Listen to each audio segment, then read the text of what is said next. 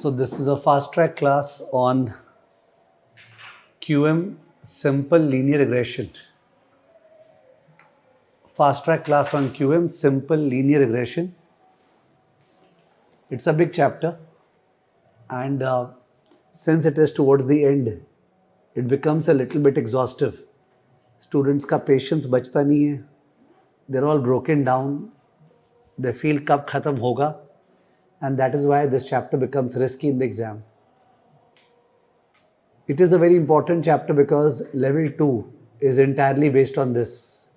If you miss out this chapter, level 2 ka QM cannot be done. And you will feel that level 2 mein I will redo this chapter. It doesn't happen at that stage. Okay. So we are having a fast track class on simple linear regression. Okay. So the point is that we want to predict a particular variable which is called the dependent variable with the help of another variable which is called the independent variable. So dependent variable is called y, independent variable is called x. We assume that there is a straight line, linear relationship between the two. So accordingly, obviously I have to use the note because without the note nothing can happen.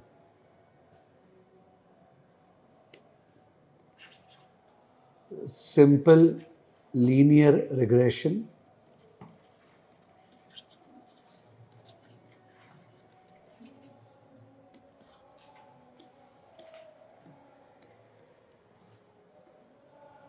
Develop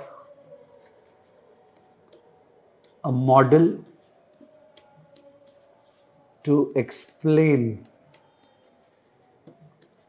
y with the help of x. Level 2 में we have multiple regression क्योंकि ऐसा माना जाता है कि y does not depend upon x, it depends upon many other variables. x1, x2, x3, x4, x5. जैसे your scores in the exam, suppose you will get 1720. So 1720 depends upon the number of hours that you will study the lectures, the number of hours that you will solve questions, or the number of questions you will solve. Okay, it depends on a number of factors, not one. That's multiple regression. But CFA level 1 में we have simple regression जहाँ पे there is only one independent variable. Y is equal to B0 plus B1x plus E. Yi is equal to B0 plus B1x plus E. Here B0 is the intercept. Here B1 is the slope coefficient.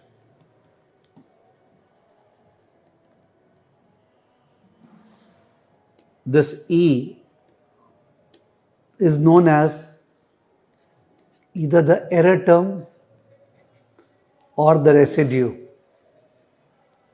दोनों चीज same नहीं है. Error term is for the population. Residue is for the sample. Error term is for the population. Residue is for the sample. So what do we mean to say? Y represents the sales of the company, sales. X represents advertisement expenditure. So by logic, everybody will acknowledge that sales depend upon advertisement expenditure. Or Y represents the return on Tisco. X represents the return on Nifty. So everybody will acknowledge that yes, sir, the return on Tisco depends upon the overall market. In fact, this equation where return on Tisco depends on return on market, here B1 is beta, the beta that we know of. ठीक है ना? So I was saying that अगर ये relation आपने population data से निकाला है, तो उस केस में जो E आएगा ना उसको बोलते हैं error term. और अगर ये relation आपने sample data से निकाला है, तो जो E है उसको बोलते हैं residue. it represents the effects of, it represents the effect of, it represents the random effect of many other factors which affect Y in an independent and minuscule manner. तो जो E है ना, it represents the random effect of many other factors which affect Y. Sales also depend upon other things. But अपने बोल रहे हो बहुत सारे छोटे छोटे चीजें जो इंडिपेंडेंटली वाई को अफेक्ट करते हैं, जिनको मॉडल करना पॉसिबल नहीं है, जिनमें पैटर्नाइज करना पॉसिबल नहीं है, जिनमें एक मॉडल बनाना पॉसिबल नहीं है, तो उनको अपने छोड़ देते हैं. सो वी नो दैट अपने जो कोशिश कर रहे हैं ना, our tryst to predict Y with the help of X is going to be incomplete. ये सब मेरे को पता है पहले से कि जो वाई को प्रेडिक्ट करना चाह रहे एक्स के हेल्प से, वो परफेक्ट नहीं होगा. It is going to be an exercise in imperfection. Why? Because you will not be able to capture the residue or the error term, no matter how much you try. So this is going to be an exercise in good approximation, an exercise in good approximation where x के help से y predict करेंगे, but prediction correct नहीं आएगा, approx आएगा. The point is that how good an approx. The point is how good an approx. How good an approx is known as goodness of fit. How good an approx is known as goodness of fit, which determines model चुनना चाहिए क्या, कौन सा model बढ़िया है. Goodness of fit. ठीक है. तो y is a function of x and many many small small factors. वो स्मॉल स्मॉल फैक्टर्स जो है एरर टर्म में कैप्चर्ड है, उनका सिस्टमैटिकली कैप्चर करना पॉसिबल नहीं है. उनको छोड़ देंगे. हमको पता है हम जो कर रहे हैं वो अधूरा है, वो पूरा नहीं है, वो परफेक्ट नहीं है, वो इम्परफेक्ट है. It's a question of how good an approximation, goodness of fit. ठीक है. So this is the starting point. We are assuming that there is a linear relationship between x and y. We are assuming that error terms are independently normally distributed with a mean equal to 0 and a constant variance. Very, very profound language. Okay, assumptions क्या हो गया? Assumptions हो गया.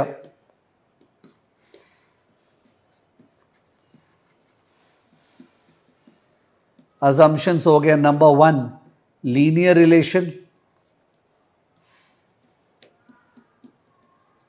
Sir linear relation नहीं हुआ तो we will talk about it sometime letter.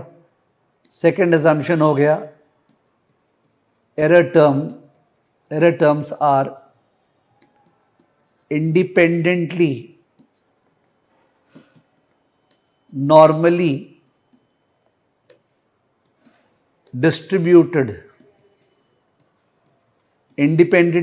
distributed with mean equal to 0 and a constant variance.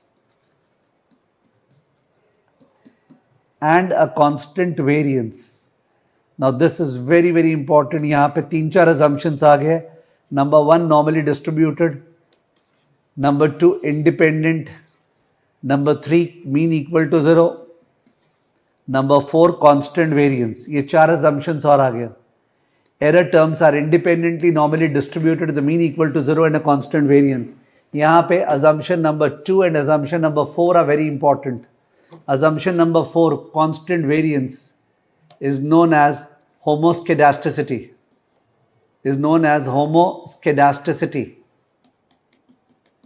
Homo means equal, तो variance equal है error term का. अगर ये violate हुआ, if it is violated, if violated, it is heteroscedasticity. Heteroscedasticity. अगर variance change हो रहा है तो एरर टर्म का नहीं होना चाहिए, then the model cannot be accepted. वैसे ही error term should be independent. Error term should be independent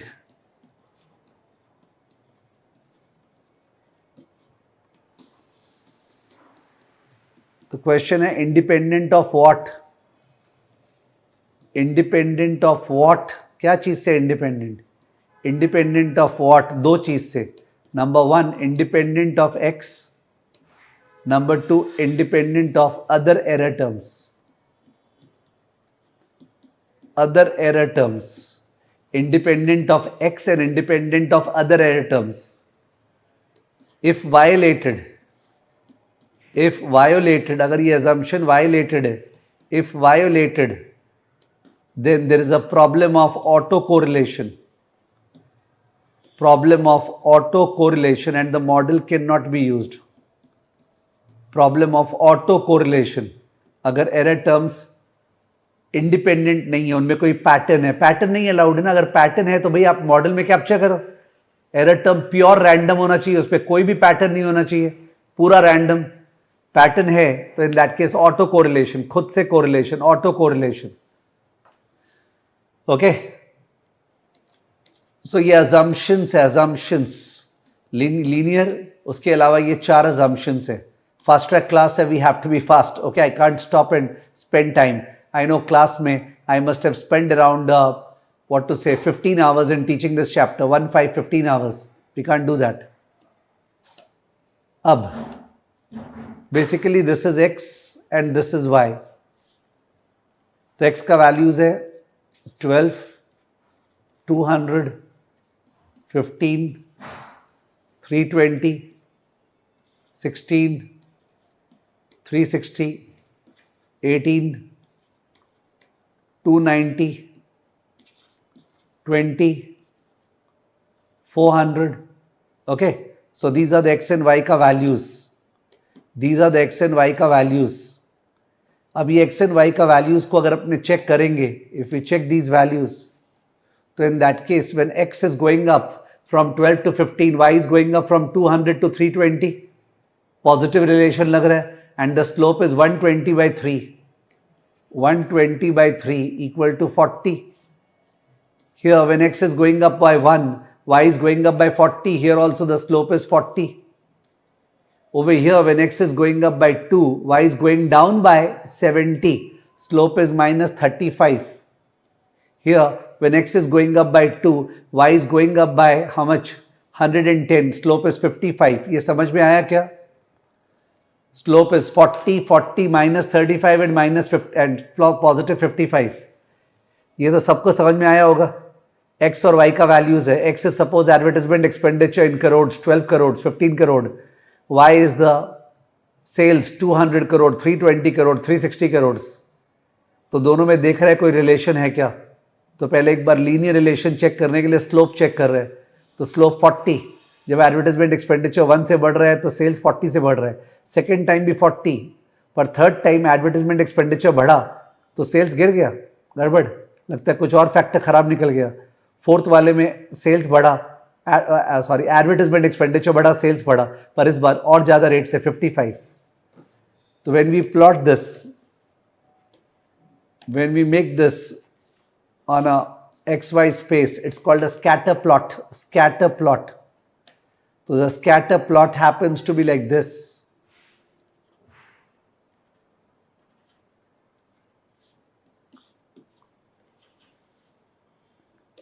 तो इस तरह का ये स्कैटर प्लॉट आया है। इनफैक्ट मैं ये वाला क्यों ड्रॉ करूं? आई कैन ड्रॉ एनी, नहीं, इससे अच्छा नहीं बन रहा है। इस तरह का स्कैटर प्लॉट आया है। This is the scatter plot. So when we look at this scatter plot, there seems to be a positive relationship between x and y. So we tried to fit a best fit line. This is the intercept b0 hat and here is the slope b1 hat. Obviously यहाँ पे x है, यहाँ पे y है. So this is the best fit line. Okay, the regression का equation, best fit line. However, the points are not falling on this line. So the actual point is known as y and the point on the line is called y hat and the difference is the error term or residue. Actual point is y, point on the line is y hat, difference is error term. actual point is y, point on the line is y hat, difference is the error term. Okay, so points are not falling on the line, and we knew they will not fall on the line because y is not completely explained by x. Y is explained by other chota mota factors which are random in nature. They are captured by the error term, and the error term should be random. Kabhi plus, kabhi minus, kabhi upar, kabhi niche, and close to the line.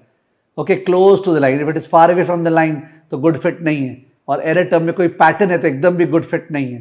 तो error term एकदम वैसे होना चाहिए. ठीक है? How do we estimate B0 and B1? B0 and B1 are estimated by least squares method. Least squares method में you are least minimizing what? Summation E square. Minimize this. आप error term का square को minimise करना है. Error term के square के summation को minimise करना है. एरर टर्म का स्क्वायर का summation is known as SSE, sum of squares error. SSE, sum of squares error. Okay, this is summation y minus y hat the whole square. Okay, sum of squares error. Y is the actual value of the dependent variable. Y hat is the predicted value of the dependent variable as per the best fit line. दोनों में जो difference है that's the error. उसका square का summation को minimize करना है. इससे we get B0 and B1. B1 hat is the beta का formula. Cov xy divided by variance of x. Many people know this formula. Or R into sigma y by sigma x. R into sigma y. I should have written R into sy by sx. सब sample data है. Okay, sy by sx पर मैंने ऐसे लिख दिया because sigma y by sigma x ज़्यादा tone बैठा हुआ है. And जो B0 hat है that is y bar minus B1 hat into x bar. B0 hat is y bar, y का mean minus B1 hat into x bar. So that is how we get B0 hat and B1 hat. Okay. Every student should prepare column for x, y, x minus x bar, y minus y bar, x minus x bar whole square, y minus y bar whole square, then x minus x bar into y minus y bar, then y hat, then y minus y hat, then y minus y hat the whole square, and then y hat minus y bar whole square. ये सारा columns एक बार जरूर बनाना चाहिए, केवल एक बार. This should be made once. Okay, these columns should be made because that will give you the confidence. जो जिसने भी एक बार ये कॉलम्स बना लिया उसको कॉन्फिडेंस आ जाएगा. कौन से डेटा के हेल्प से वही डेटा जो मैंने अभी लिखा था, वही डेटा जो मैंने अभी लिखा था. There could be a sound coming of a bhajan going on in my neighborhood because of which I could not take the class at 4 p.m. But I think it is tolerable, is it? Okay, I hope it is tolerable, especially when I am speaking. I hope it is tolerable and not making me intolerable. ठीक है? So these are the columns you should make. ठीक से mark कर लीजिए columns. X, Y, x minus x bar, y minus y bar, then x minus x bar the whole square, then y minus y bar the whole square, then x minus x bar into y minus y bar, then y hat, then y minus y hat, then y minus y hat the whole square, then y hat minus y bar the whole square. एक बार effort करना पड़ेगा. These figures should be done. Fast track class है तो इसलिए मैं करा नहीं पा रहा हूं, वरना 2 मिनट में ये सारा का सारा फिगर्स करा सकता था. Since fast track class है, I am not filling the figures by themselves. But if you feel that sir मेरे को confidence चाहिए तो एक बार this figure should be done. X का values क्या क्या था? X का values था 12, 15, फिर 16, 18, 20. Y का figures था 200, 320, 360, 290, 400. ये सब कैल्सी में भी फीड किया जा सकता है. अभी कैल्सी में भी नहीं जा रहा हूं मैं. I am not going to the कैल्सी वाला फीड करने वाला क्वेश्चन आता भी नहीं है. स्टूडेंट में भी हैप्पी कि मेरे को फीड करना आता है, पर कैल्सी के फीड करने वाला क्वेश्चन आता भी नहीं है. तो सर फिर ये क्यों करेंगे? आप तो कैल्सी की बजाय टेबल बनाने बोल रहे हैं। यस, बिकॉज एक बार करने से कॉन्फिडेंस आता है। तो आप x बार निकाल लोगे, y बार निकाल लोगे, फिर x minus x bar, y minus Y bar, फिर x minus x bar whole square. इसका जो टोटल आता है x minus x bar whole square, what is that called? Is it called the variance of x or is it called the variation of x? Variance and variation is different. Summation x minus x bar whole square is the variation of x, variation. Okay, variation of the independent variable. वैसे ये वाला आएगा summation y minus y bar whole square. This is called SST, sum of square total, sum of square total, sum of square total. यही तो explain करना चाह रहे हैं। काश ये अपने एक्सप्लेन कर पाए मॉडल के थ्रू, और अगर अपने एक्सप्लेन कर पाए मॉडल के थ्रू तो जो लास्ट कॉलम है y hat minus y bar whole square, okay, summation y hat minus y bar whole square, this is SSR, sum of square regression, कि मॉडल ने कितना कैप्चर किया, sum of square regression SSR, okay, और जो अनकैप्चर्ड है, जो captured नहीं हुआ, that is y minus y hat the whole square, y minus y hat the whole square summation, this is अभी जो लिखे थे SSE, sum of square error, काश कितना कम हो, जितना छोटा हो उतना बढ़िया, sum of square error, ठीक है, sum of square error, obviously SST is equal to SSR plus SSE, SST equal to SSR plus SSE, we will read R square, coefficient of determination, that is R square is equal to SSR divided by SST, okay, higher the better, jitna high utna better. If it is 0.62, इसका मतलब 62% of the variation in y, of the variation in the dependent variable, 62% of the variation in the dependent variable is explained by the model, is explained by the model. The rest 38% is not explained, it's captured by the error term.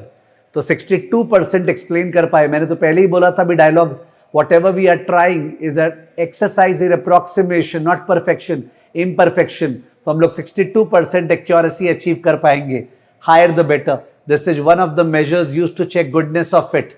Goodness of fit के लिए R square definitely check करते हैं, R square. उसके अलावा अगर अपने इन सब का मीन निकालें, इन सब का मीन मतलब SST का मीन, मेरे काम नहीं आएगा, लेट मी से इसका SSE का मीन,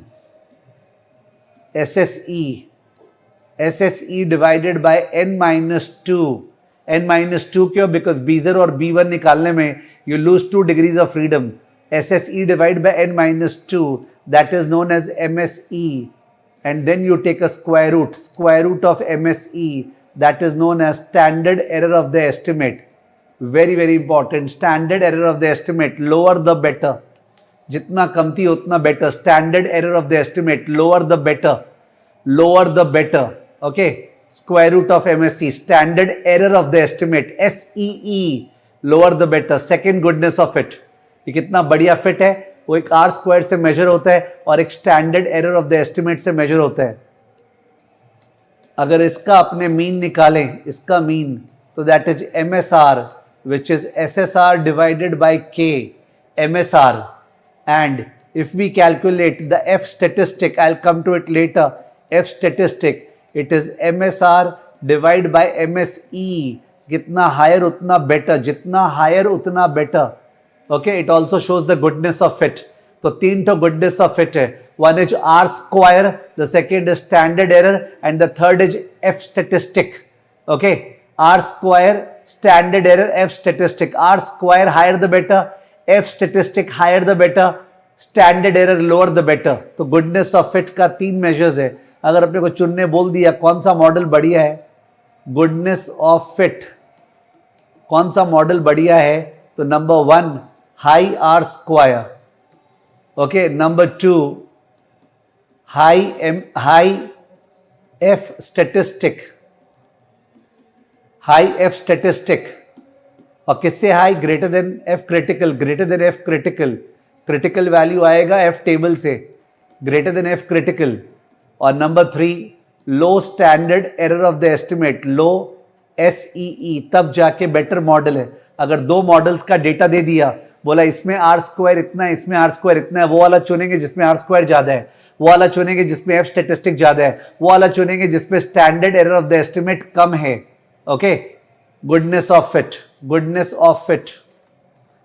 तो ये चैप्टर हैवी क्यों होता है? बिकॉज इतना सादा टर्मिनोलॉजी से दोस्ती नहीं हो पाता है स्टूडेंट का, and therefore 15 hours way spend in the class.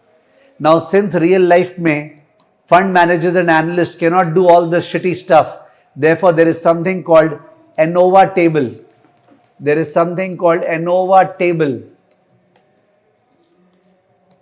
तो ANOVA table जो है, it gives us the source of variation, source of variation, then it gives us SS, then it gives us DF, then it gives us MS. ये columns है ANOVA table में। Source of variation में एक source क्या है?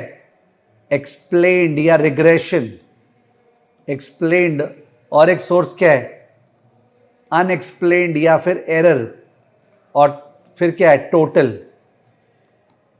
तो SS क्या आएगा? SSR, SSE, total is SST। Degree of freedom इसका n-2, इसका 1 और इसका n-1। उल्टा लिख दिया मैंने, उल्टा लिख दिया, सॉरी। डिग्री ऑफ फ्रीडम जो है SSR का आएगा 1, बिकॉज 1 इंडिपेंडेंट वेरिएबल है, इसका n-2, SSR का 1, इसका n-2। पीछे क्या लिखा था? पीछे सही लिखा था ना? या K was 1, K is the number of independent variables जो कि 1 चल रहा है, ठीक है। So accordingly we have MSR which is SSR by 1, we have MSE which is SSE divided by n-2, ठीक है। और इसका रेशियो इज एफ स्टेटिस्टिक। तो एकदम पता होना चाहिए आपको, एफ एनोवा टेबल का पूरा पता होना चाहिए, एग्जाम में दिया रहेगा। This will be given to you in the exam, this will be given. X Y का कॉलम नहीं दिया रहेगा, ओके वो स्टैट्स वाला कॉलम नहीं दिया रहेगा, ये दिया रहेगा, और इससे दोस्ती करने में स्टूडेंट का दिक्कत हो जाता है, ठीक है। Okay this will be given to you, okay. I think अभी मेरे को लग रहा है थोड़ा सा हैवी हो रहा है, ऑल्दो आपका किया हुआ होगा जो लोग कर रहे हैं, बट अभी हैवी होना चालू हो गया होगा, मेरे को ऐसा फील हो रहा है। प्लस ये जो आवाज़ आ रही है आप लोग के कान में कमती जा रही है, मेरे कान में ज़्यादा जा रही है। तो आई थिंक 30 मिनट्स में हमने एक तरह से स्टार्ट तो कर दिया है। Okay let us complete this tomorrow by doing another discussion and doing questions on the same. Okay तो ये पार्ट 1 हो गया इसका, because this is becoming too heavy for me, loud, and plus the stuff is also heavy for somebody to digest and then becomes a boredom. Okay of course linear regression में इतना notations and इतना formulas है that humanly it becomes heavy किसी के लिए भी, और खासकर व्हेन वी डू इट फटाफट, which we have to because fast track है। सो अच्छा ही हुआ जो कल आधे घंटे में स्टॉप कर दिया था। We discussed the model B0 plus B1 hat x. We discussed the formula for B0 hat B1 hat least square method. We also discussed that goodness of it, क्या वो बढ़िया मॉडल है? It depends on 3 things. One is R square. Second is standard error of the estimate. Third is F statistic. F statistic और R square high होना चाहिए. Standard error of the estimate low होना चाहिए. Columns वगैरह दिखाए थे जो बनता है, and that is where we ended the class. I also showed you ANOVA table. तो आज का क्लास स्टार्ट करने के लिए कोर रीडिंग्स में, in the core readings there is an example given जहाँ पे return on asset depends upon capital expenditure. Return on asset depends upon firm का कैपेक्स, कितना कैपेक्स कर रहा है। लॉजिकली कैपेक्स जो है वो ज़्यादा करने से डिनोमिनेटर में एसेट्स बढ़ जाएगा, तो return on asset should fall, but future में वो जो कैपेक्स किए थे वो बेनिफिट देगा। सो मतलब जो इफेक्ट ना बाद में आएगा। तो मेरा फर्स्ट फीलिंग है रिटर्न ऑन एसेट और कैपेक्स में for the same year negative relation होना चाहिए। आप लोगों को ये फील हो रहा है क्या? रिटर्न ऑन एसेट और कैपेक्स में नेगेटिव रिलेशन होना चाहिए इन द सेम ईयर, ऐसा मेरे को लग रहा है। Are you able to get that stuff? Vivek, Ved, Kaushik, all others please think about it. जिस साल कैपेक्स ज़्यादा कर रहे हैं उस साल तो रिटर्न ऑन एसेट गिरेगा ना, बिकॉज का इफेक्ट तो बाद में आएगा, ये मेरा फीलिंग है, I have not checked.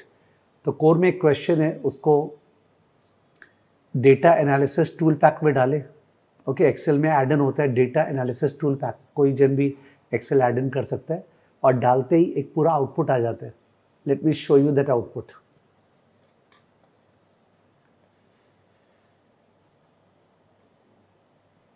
So this is the data.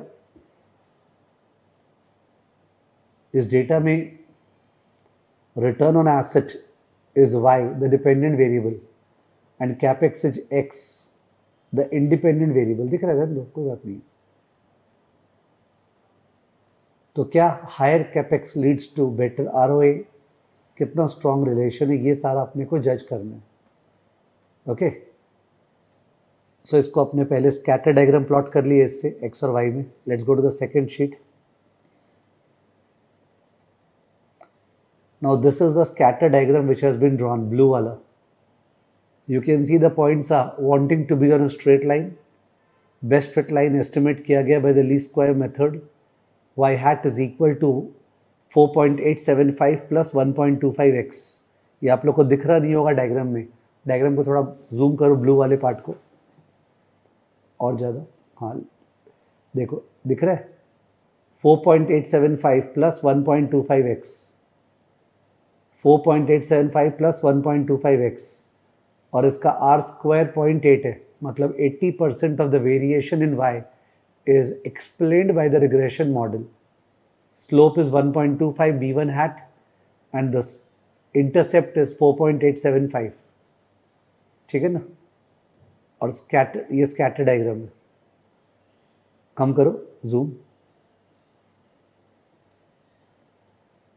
Left side में कुछ कॉलम्स बनाए हुए हैं, जो लास्ट क्लास तो बहुत ज़्यादा कॉलम्स बोल रहा था, यहाँ कम थी कॉलम्स है।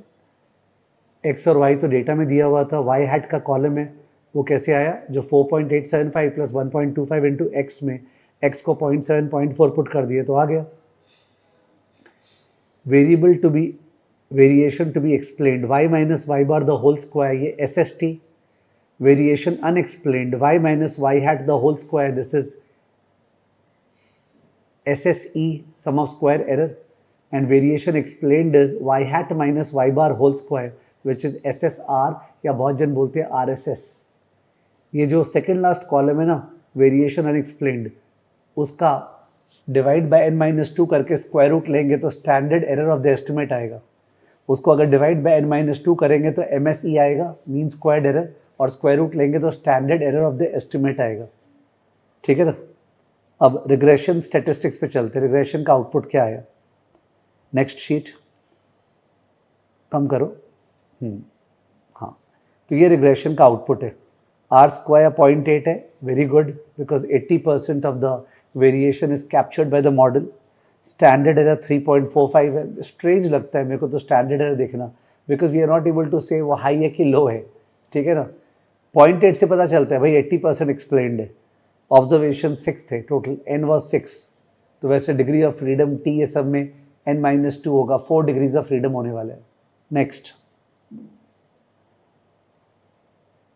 ये समरी आउटपुट है एनोवा टेबल का, कल जो मैं बता रहा था। देखो, पहले बोला हुआ है रिग्रेशन और रेसिडुअल और टोटल। रिग्रेशन का degree of freedom is 1 because 1 independent variable k, residual का n-2 विच इज 4 और टोटल n-1। SS दिया हुआ है, MS दिया हुआ है, F स्टेटिस्टिक दिया हुआ है 16.01। जो लास्ट कॉलम है ना, वो P वैल्यू है F का, तो P वैल्यू इज 0.016 यानी 1.6%। इसका मतलब जब बाद में अपने बात करेंगे ना कि सर क्या ये मॉडल में सिग्निफिकेंट एक्सप्लेनेटरी पावर है, तो 1.6% से ज़्यादा सिग्निफिकेंस लेंगे, 1.6% से ज़्यादा सिग्निफिकेंस लेवल। ठीक है? तो in that case H0 reject होगा। P value shows the minimum level of alpha और significance level at which h0 rejected. अपने देखते हैं p जितना छोटा हो उतना बढ़िया. ठीक है, तो p काफ़ी छोटा है तो रिजेक्टेड. रिजेक्टेड का मतलब yes sir the model has a good explanatory power. The model has a good explanatory power. We wish the p to be small. नीचे देखते हैं, थोड़ा सा जूम को कम करना पड़ेगा. यस, तो इंटरसेप्ट दिया हुआ 4.875 और स्लोप दिया हुआ 1.25. तो इक्वेशन इज 4.875 प्लस 1.25x. उनका स्टैंडर्ड एरर दिया हुआ है. स्टैंडर्ड एरर जो स्लोप का है ना, वो एग्जाम में पूछ सकता है. जो स्टैंडर्ड एरर है स्लोप का नीचे वाले का 0.31, वो एग्जाम में पूछ सकता है. वो स्टैंडर्ड एरर आता है standard error of the estimate divide by standard error of the estimate divide by क्या बोलते हैं, root over summation x minus x bar whole square. मैं एक बार दिखा देता हूँ. Let me go to the screen. Screen पे जाना है.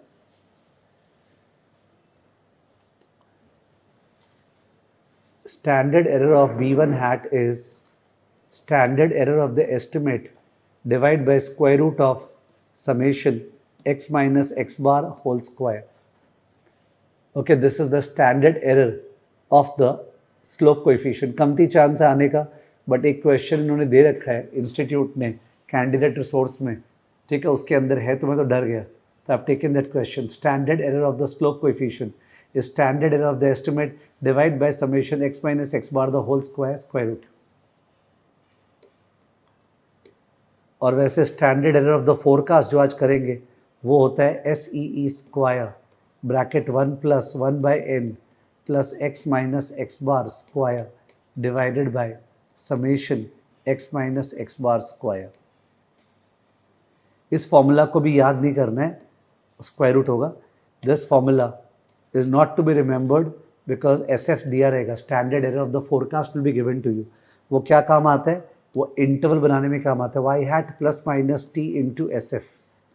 जो आपका बोलेगा ना x इतना है तो बताओ y कितना होगा, will put in the equation. वो तो y का पॉइंट एस्टिमेट आया, देन इंटरवल एस्टिमेट इससे आएगा. और t कैसे आएगा, t आएगा n minus 2 degrees of freedom से t आएगा. t ओके, t टेबल से.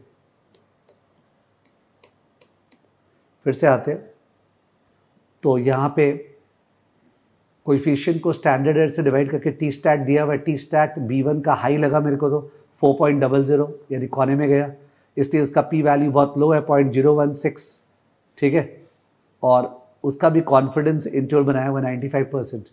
मैंने 2.5% लेफ्ट टिल 2.5% राइट टिल में शेड करके. ठीक है, नॉट डेट आपको ये आना चाहिए, बट लेवल 2 में बहुत ज़्यादा काम आने वाला है. हर क्वेश्चन में लेवल 2 में एनोवा टेबल होगा. ठीक है, लेवल 1 में जनरली एनोवा टेबल का आउटपुट दे देते हैं आप लोग को. चलिए, so we move ahead to the this thing.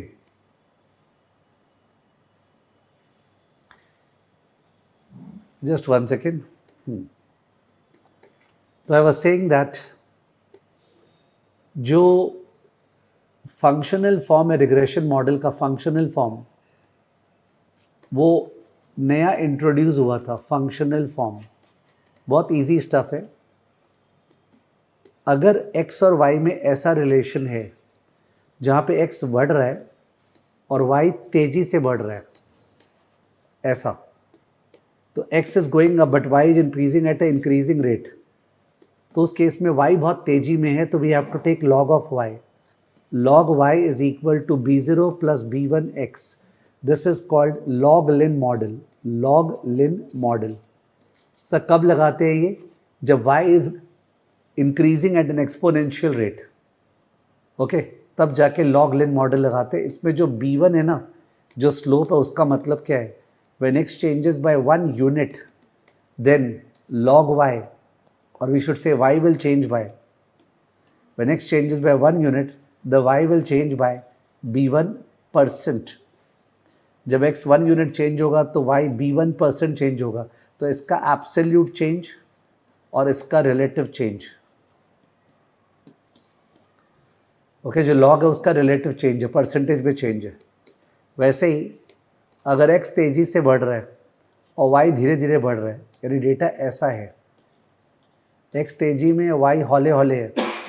If the data is like this then we have y is equal to b0 plus b1 into log x.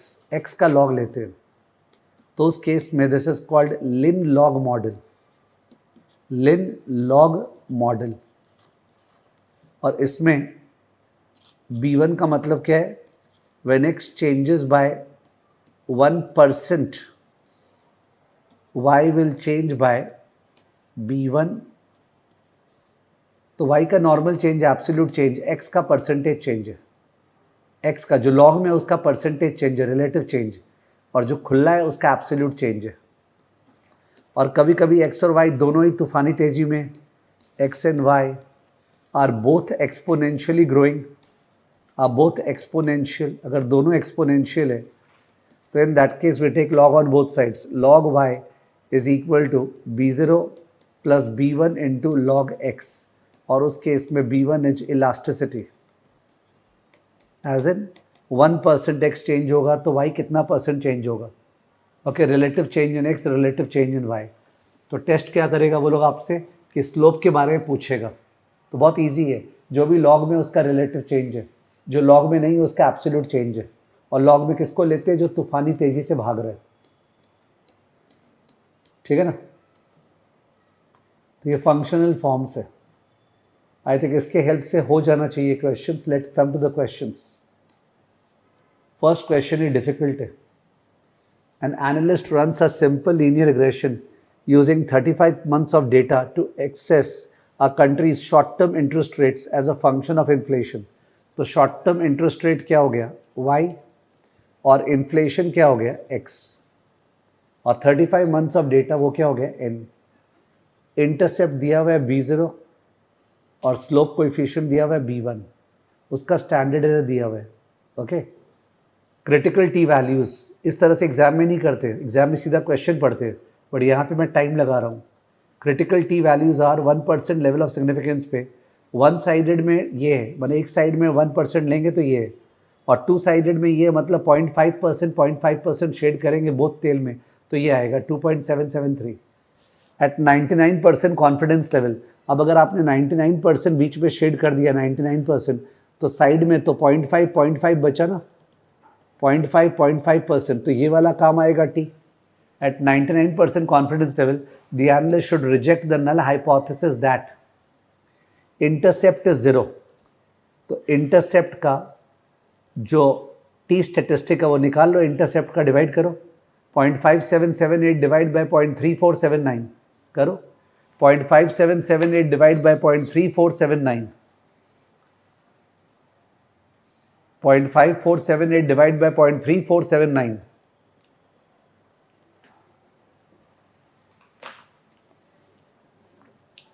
किसी का जवाब नहीं आया।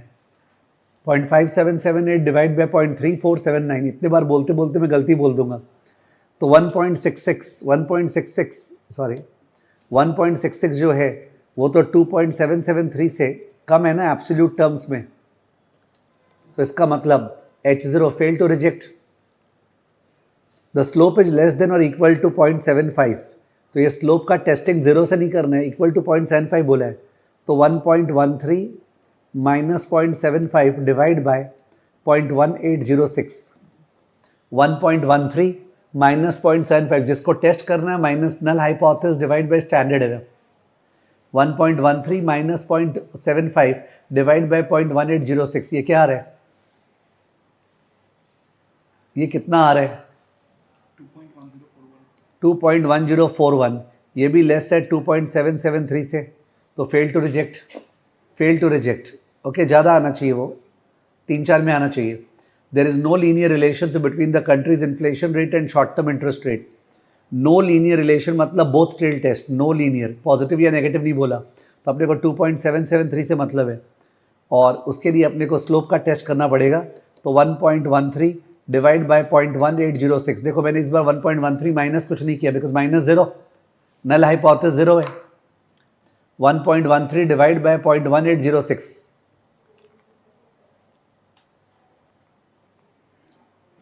what is it? 6.2569 आ रहा है, और ये इस बार फाड़ फूड़ के टेल में चला गया ना,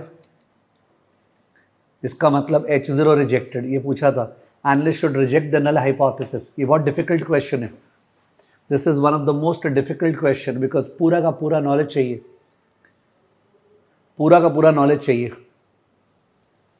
it's a difficult question, very difficult question. B0 का टेस्टिंग B1 का 2 बार टेस्टिंग करा दिया, एक बार B1 का 0 के साथ और एक B1 का 0.75 के साथ.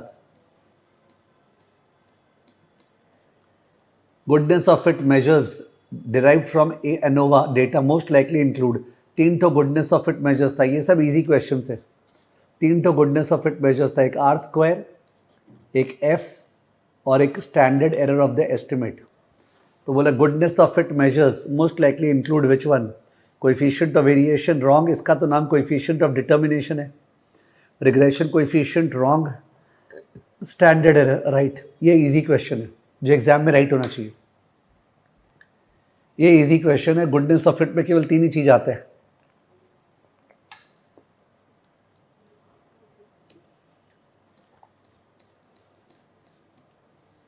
An analyst gathers the following. Intercept दिया हुआ, स्लोप कोएफिशिएंट दिया हुआ, तो इक्वेशन हो गया y hat equal to 1 plus 1.15x. Standard error of the regression दिया हुआ है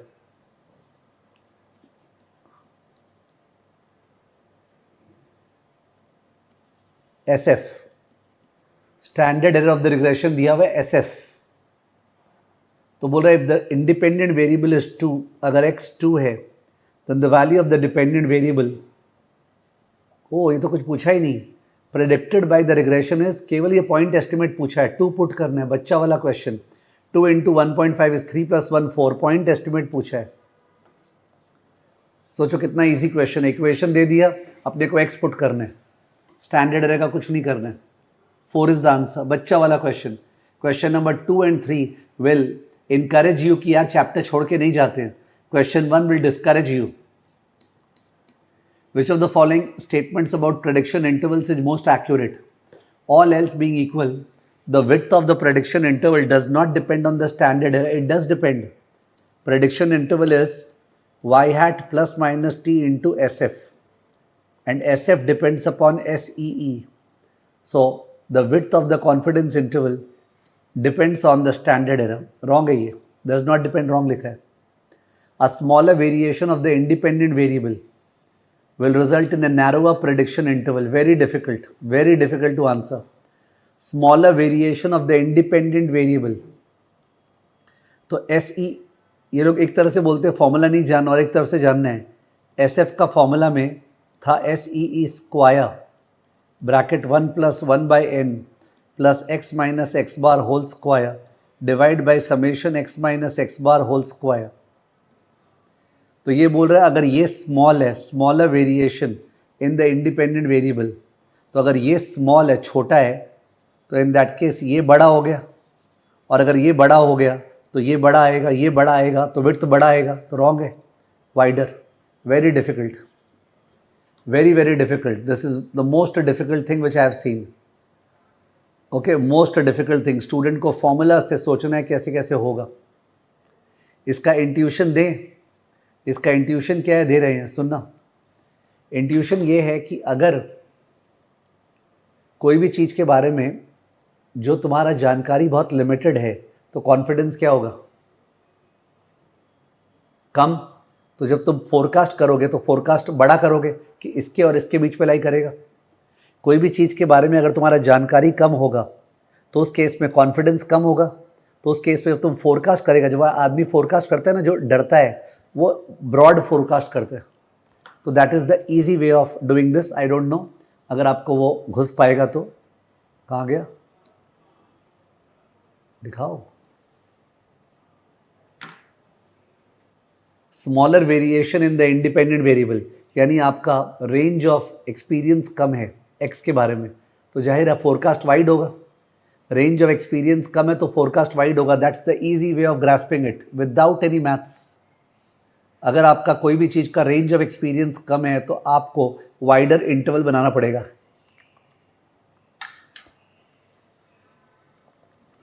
विवेक निकुंज, क्या समझ में आ रहा है? यह है फॉर्मूला के बिना. अगर आपका कमती एक्सपीरियंस है एक्स के बारे में तो आपको कॉन्फिडेंस कम है तो आपको बड़ा इंटरवल बनाना पड़ेगा, तो वाइडर होगा. That is the only way to crack it.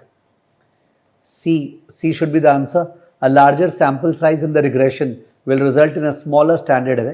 हमेशा फॉर्मूला से भी दिख रहा है, अगर लार्जर सैम्पल साइज है और कहीं पे भी स्टैट्स में लार्जर सैम्पल साइज है तो स्टैंडर्ड एरर कम होगा.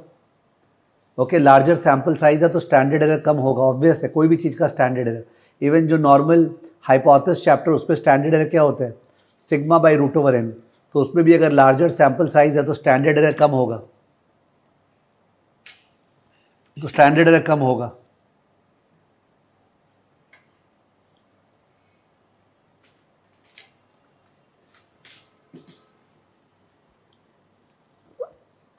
Next question.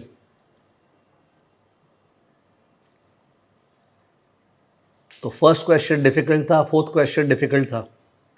फिफ्थ क्वेश्चन क्या पूछा है, स्लोप कोएफिशिएंट पूछा है, बच्चा वाला क्वेश्चन. स्लोप कोएफिशिएंट B1 पूछ रहा है. B1 क्या होता है, cov xy divide by variance of x. So 12 divided by 9, 4/3, 1.33. एकदम बच्चा वाला क्वेश्चन. स्लोप कोएफिशिएंट पूछा है, covariance by variance of x. Next,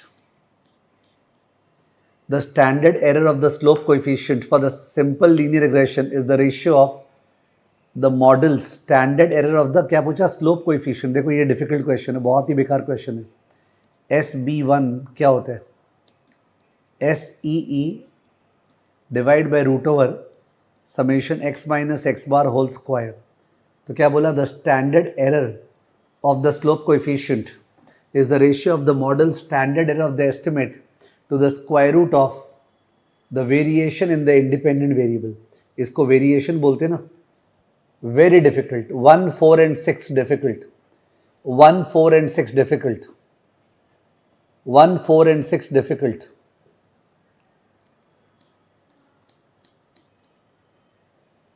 ये एनोवा का टेबल दे दिया है, 35 डेटा वही वाला लगता है, ठीक है. Value of the standard error, तो स्टैंडर्ड एरर तो एरर से ही आएगा. एरर का MSE दिया हुआ है, इसका स्क्वायर रूट, इसका स्क्वायर रूट 0.613 का स्क्वायर रूट, तो 0.8 से कम, 0.8 स्क्वायर 0.64 होता है ना, 0.8 से कम क्या होगा, 0.78. कैल्सी का भी रिक्वायरमेंट नहीं है. 0.613 का स्क्वायर रूट, 0.613 का square root 0.78.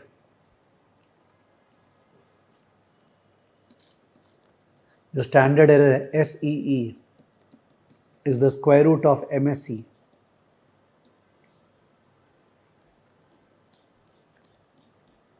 An analyst computes the following analysis of variance table. The standard error of the estimate for the regression is closest to. फिर से स्टैंडर्ड एरर पूछ रहा है, फिर से पागल हो गया. 12 का स्क्वायर रूट, इसका मतलब एग्जाम में एक क्वेश्चन आने वाला है. 12 का square root is what, 3.5. Same question. 12 का square root is 3.5.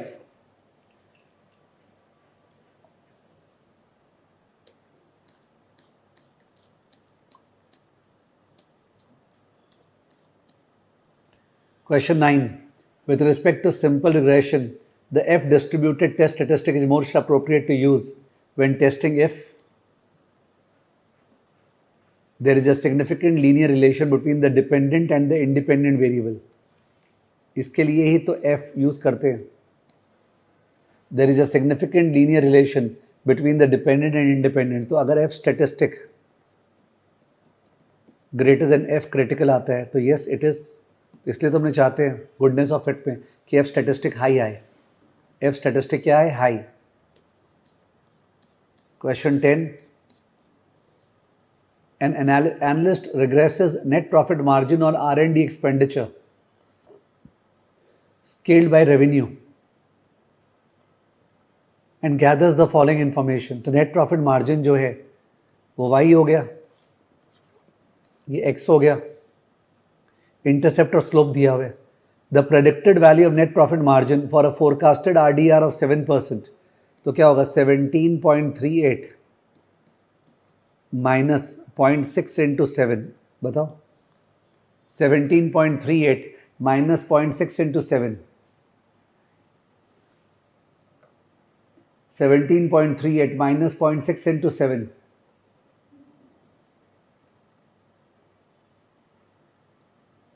It is 13.18%. 13.18%. इस बीच विवेक मंगला इज आस्किंग कि सर जो एफ टेस्ट है वो एफ टेस्ट तो इसके लिए होता है ना कि B1 इज इक्वल टू 0, तो B1 0 का इंग्लिश लैंग्वेज ये है। जरूरी थोड़ी एक क्लास में जो मैंने नोटेशन लिखा है वैसे ही मल्टीपल चॉइस बनेगा। अगर B1 0 है, स्लोप 0 है, इसका मतलब x और y में लीनियर रिलेशन नहीं है ना, तो जरूरी थोड़ी एक क्लास में मैंने जैसे लिखाया है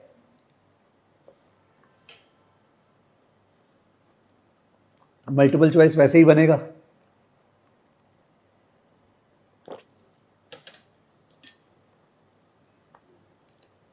next,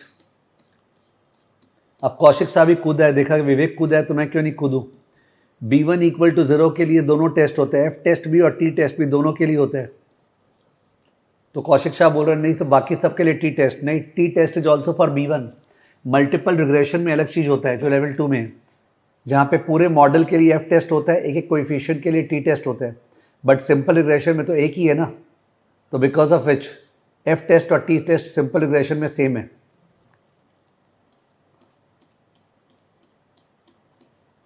Question 11. In a simple linear regression model, the residual for an observation of y is computed as, तो रेसिडुअल कैसे निकालते हैं, y माइनस वाई हैट, और रेसिडुअल बोला एरर नहीं, यानी सैंपल के हेल्प से y minus y hat, y माने एक्चुअल वैल्यू, y हैट माने predicted value as per the sample equation, is computed as the difference between the observed value of y and the estimated value of y। चलेगा ये population या sample के पे गया ही नहीं, for the sample, वो और ज़्यादा बेटर होता। y माइनस वाई हैट का इंग्लिश लैंग्वेज लिखा है। Question 12. Homoscedasticity is best described as the situation in which the variance of the residuals of a regression is constant across observation. Homoscedasticity मतलब sigma square E is constant.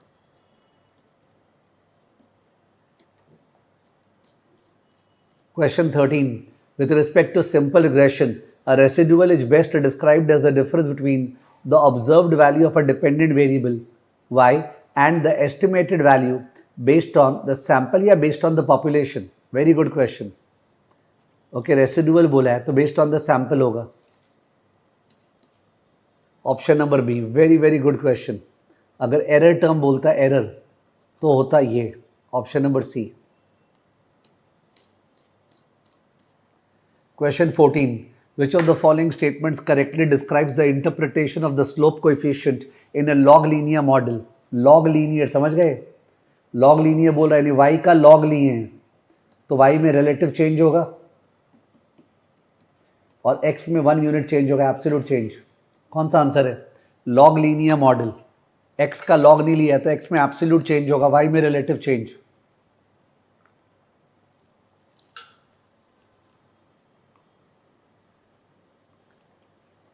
Option number B, relative change in the dependent variable for an absolute change in the independent variable. Option number B. Next, in which of the following situation is it most appropriate to use a lin log model? कब? lin log model मतलब y is equal to b0 plus b1 log x, तो तब करते हैं जब x भाग रहा है। x अगर भाग रहा है तो उसको रोकने के लिए log लगा देते हैं। तो पहला बोला है when both dependent and independent variables exhibit exponential growth, अब तो log log model, when dependent variable changes linearly and independent variable grows exponentially. Option number B. ठीक है, option number B. In a log log model, how is the slope coefficient best interpreted? Log log तो elasticity है वो, दोनों का relative change. Log log model as the elasticity of the dependent with respect to the independent variable. Option number A. Log log model में slope is elasticity. A researcher observes that the EPS of a company are increasingly exponential over time. EPS exponentially बढ़ रहा है. She wants to model EPS as a function of time. तो EPS जो है ना वो कूद के बढ़ रहा है, वो y है, वो कूद के बढ़ रहा है, उस पर log लगाना पड़ेगा. बट टाइम में तो टाइम t ही होगा. तो log linear model. Okay, log linear model. log linear model.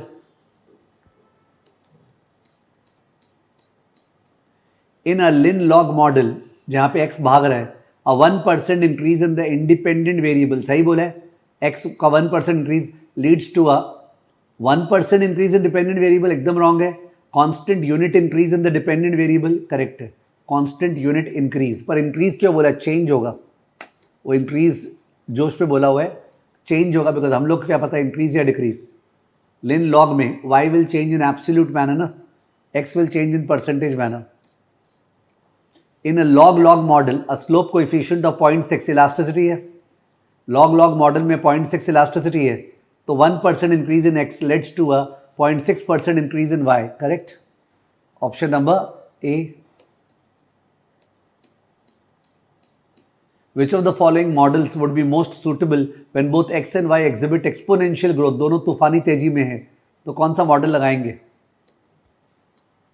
Log log model, option number A, log log model. तो मैंने बहुत सारा क्वेश्चंस लास्ट में फंक्शनल फॉर्म से ले लिया, बिकॉज वो चोमू वाला एरिया है, मुफ्त का मार्क्स है, क्यों छोड़े. ओके, मुफ्त का मार्क्स है, कोई छोड़ने का बात ही नहीं है. यहाँ डिफिकल्ट मार्क्स किस चीज़ का है, एनोवा टेबल में सारा MSR MSc ये सब जानने का. उसके लिए सब क्या करना पड़ेगा, जो मेन क्लासेस है मेरा या कहीं और से क्लासेस लिए हैं तो आपको ध्यान देना पड़ेगा, जोर से घुसना पड़ेगा. ओके, तो मैंने 6 या 7 क्लास कराया था 15 घंटे का, उसका कोई तरीका नहीं, there is no shortcut to that, तभी जाके होगा. ठीक है ना. ओके, तो ये मैंने बीच में डाला ये क्लास. अब अपने ऑल्टरनेट इन्वेस्टमेंट कल से करेंगे. ठीक है, ऑल्टरनेट इन्वेस्टमेंट कल से. चलो बाय बाय, सी यू.